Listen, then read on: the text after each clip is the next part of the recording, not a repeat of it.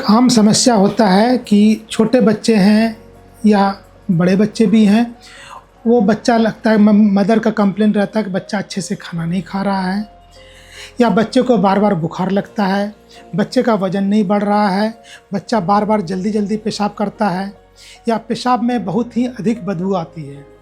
ये सारा कॉमन चीज़ है, जैसे बच्चों में यूरिन इन्फेक्शन का ये सामान्य लक्षण है। यदि आपका बच्चा को भूख नहीं लग रहा है या फिर उसका वज़न नहीं बढ़ रहा है, तो ये हमेशा आपको ध्यान दे रखना होगा कि बच्चे को कहीं पेशाब में इन्फेक्शन तो नहीं हो रहा है।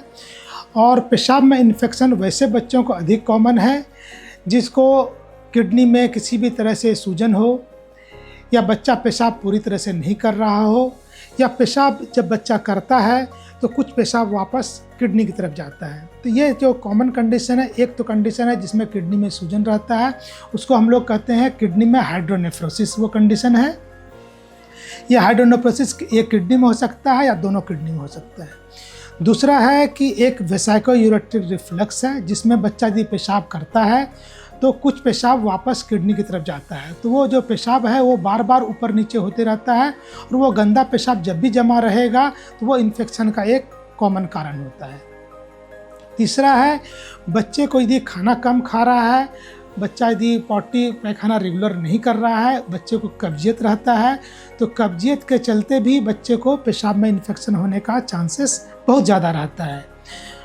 और एक और कारण है जिसमें कि पेशाब के रास्ते में यदि बच्चे को किसी भी तरह से रुकावट है तो बच्चा पेशाब करने में जोर लगाता है, या पेशाब बच्चा पूरी तरह से नहीं कर पाता है। तो जब भी पेशाब जमा रहेगा, पूरी तरह से बच्चा खाली नहीं कर पाएगा, तो वो उसमें इन्फेक्शन जो है बच्चे को होने का चांसेस काफ़ी ज़्यादा रहता है।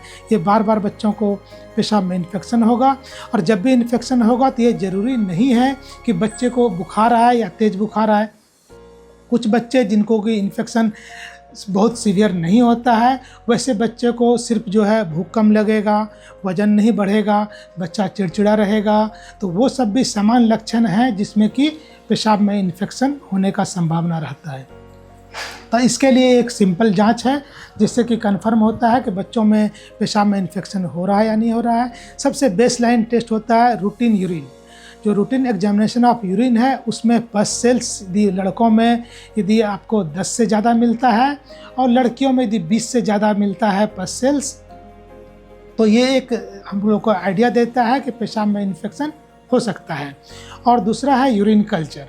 यदि किसी बच्चों में ये ढंग से यूरिन कल्चर और पेशाब में जो है रूटीन यूरिन में यदि सजेस्टिव है इन्फेक्शन का, तो हमेशा हम लोग को किडनी का अल्ट्रासाउंड करके देखना पड़ता है कि किडनी में सूजन तो नहीं है, या किडनी से जो पेशाब के थैले में जो नली आता है उसमें कोई सूजन तो नहीं है, पेशाब के रास्ते में कोई रुकावट तो नहीं है।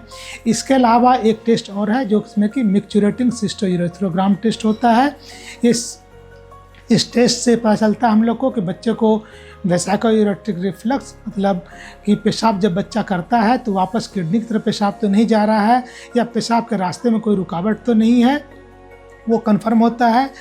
और जो बच्चों को यूरिन में इन्फेक्शन होता है या किडनी में सूजन रहता है, तो मैक्सिमम बच्चे, मोर देन 90% बच्चे सिर्फ दवा से ठीक हो जाते हैं।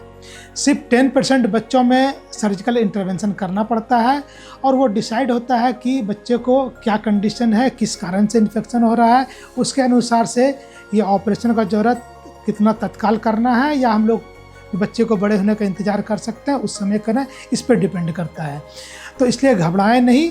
बच्चे को, आपके बच्चे में यदि ये सारे लक्षण में से कोई भी लक्षण है तो आप ज़रूर पीडियाट्रिक सर्जन से कंसल्ट करें और इमीडिएट बच्चे को जांच करवाएं और समय रहते इलाज करवाएं। देर होने से ऐसे ही बच्चे जो है बाद में आगे चलकर यदि किडनी उनका ख़राब हो जाता है इन्फेक्शन के चलते, तो इवन किडनी ट्रांसप्लांट तक की नौबत आ जाती है, किडनी फेलियर में बच्चा जाता है।